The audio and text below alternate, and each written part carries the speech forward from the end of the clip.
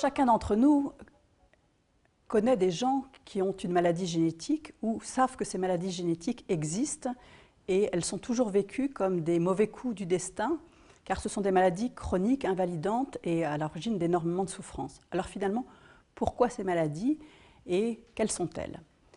Ces maladies sont des maladies qui sont liées à des mutations de notre molécule d'ADN, mutations qui sont malheureusement inévitables car liées au processus d'évolution du vivant, et donc elles se produiront toujours, elles se sont toujours produites, mais on peut essayer bien entendu quand même d'alléger la souffrance de ceux qui en sont atteints.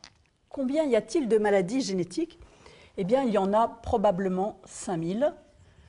On en découvre tous les jours de nouvelles, sachant qu'à la fin, on a environ 21 000 gènes et que donc on pourrait imaginer qu'on va pouvoir encore en découvrir un certain nombre.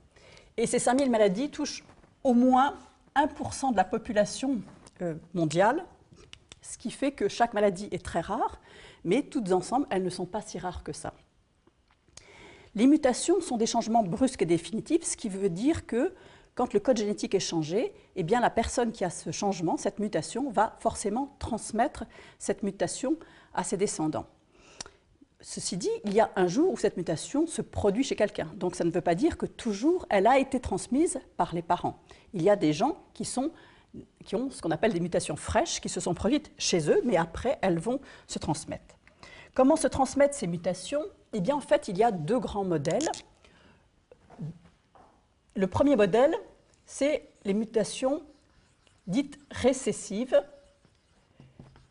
Le deuxième modèle étant le modèle des mutations dites dominantes. Le modèle récessif est le plus fréquent. Dans une mutation récessive, qu'est-ce qui se passe? Eh bien, il y a en fait en chacun de nous, pour chaque caractère, deux gènes, un qui vient du père et un qui vient de la mère. Et donc, nous sommes amenés à être le résultat de cette combinaison des gènes transmis par notre mère et par notre père. On va faire un petit tableau de transmission, tout simple, où on va mettre ici l'ovule maternel, et ici on va mettre le spermatozoïde. Et on va prendre un caractère au hasard, qu'on va appeler grand A quand il est normal, et qu'on va mettre en rouge quand il a une mutation anormale. Imaginons qu'une femme ait donc dans un de ses ovules une mutation pour un caractère, et que son conjoint a également un gène grand A tout à fait normal, et par malchance, un gène petit a rouge avec la mutation. Eh bien, ce couple-là, qui va très bien parce que la mutation est récessive, c'est-à-dire que le grand A suffit à assurer la fabrication de la protéine nécessaire, donc peu importe qui est un petit a, peut avoir 4 types d'enfants, des enfants grand A, ou des enfants qui auront en réalité un grand A et un petit a, et puis ils auront également la possibilité malheureusement d'avoir des enfants qui seront petit a, et ceux-là seront malades, parce qu'ils n'ont pas de grand A pour compenser. Et donc la protéine ne sera pas fabriquée, ou la protéine fabriquée sera très anormale et ne remplira pas sa fonction. Et de ce fait-là, la maladie sera visible soit à la naissance, soit plus tard dans la vie si c'est un enzyme, parce qu'il faudra un certain temps pour que les dégâts faits par l'absence de cette enzyme, par exemple, soient visibles. Donc ces maladies récessives sont surtout vues dans les populations qui sont assez consanguines, puisque la probabilité que 2 personnes aient la même mutation, sachant que les mutations sont rares et se font au hasard n'importe où dans le génome, cette probabilité de rencontre est faible quand on se marie avec n'importe qui, pas apparenté, pas de la même population, pas du même village. En revanche, quand on est dans des tout petits groupes humains, eh bien, ces maladies sont assez fréquentes.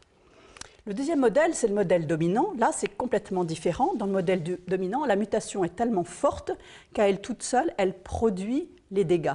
Et donc, peu importe qu'il y ait de l'autre côté un gène normal, de toute façon, dès qu'on a cette mutation, on est malade. L'exemple, c'est par exemple l'achondroplasie, qui est un anisme qui est assez visible dans la population parce qu'il a une fréquence de survenue de mutations fraîches qui est élevée.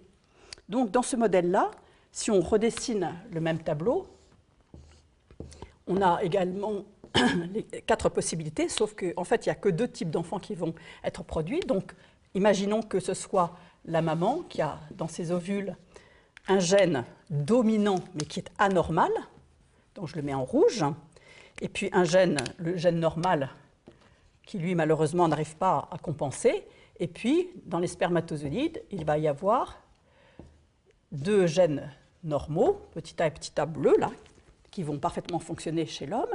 Et quand on va regarder les enfants, eh bien, on va voir que ce couple-là peut avoir que 2 types d'enfants, soit des enfants atteints comme leur maman, parce que le gène grand A est dominant, soit des enfants strictement normaux. Et quand les enfants seront strictement normaux, ils n'auront aucune chance de transmettre la maladie à leurs propres enfants.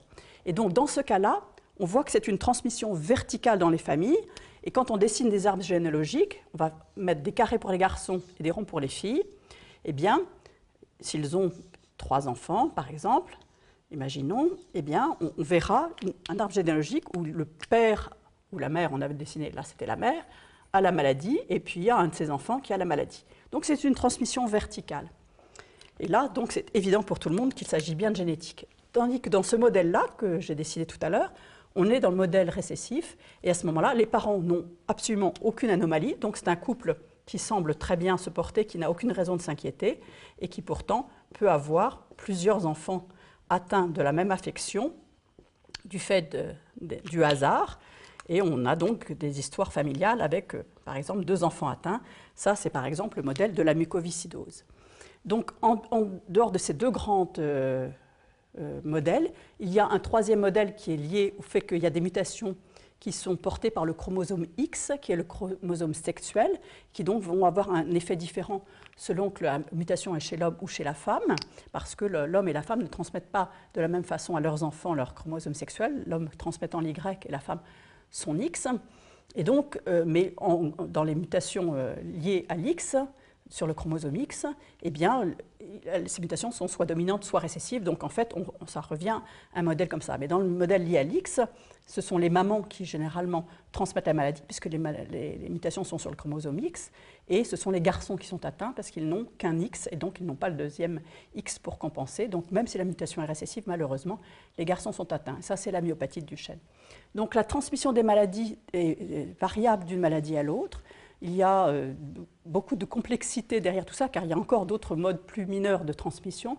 Donc, quand on a une maladie génétique dans sa famille, eh bien, la sagesse, c'est d'aller en discuter avec un généticien qui expliquera les possibilités de traitement, les possibilités de diagnostic prénatal, les possibilités de transmission aux autres, des autres membres de la famille, et donc clarifiera toute cette complexité pour le bien de chacun.